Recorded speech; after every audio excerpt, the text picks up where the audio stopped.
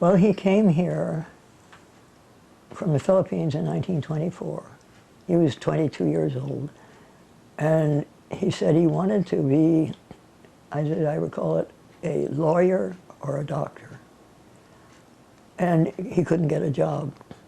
And they told him that it was basically, they said it's uppity. You will be viewed as being uppity if you wear a white suit here. You're not supposed to. So he ran into that, and I don't know, I think his first job was in a sawmill in Oregon. And then he did work in the fields, cutting lettuce and, you know, that sort of thing in California. And in well, I remember his telling me about how he was impressed by the first party person he heard speak. It was in Portland, and I don't know what he was doing down there. But apparently there was a man that he worked for, and this guy was a communist. And he would pay the workers in cash. And he would put a pile of money here. This is your share. This is my share.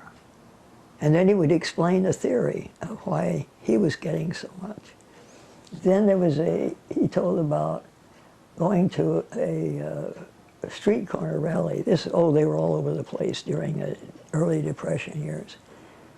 And he went and heard this speaker, and he was talking about the Philippines.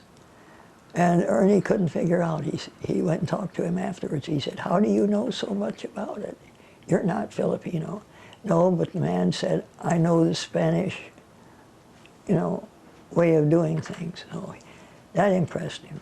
At any rate, in the early 30s, or mid-30s, you know about the killings of the officials down there in the International District.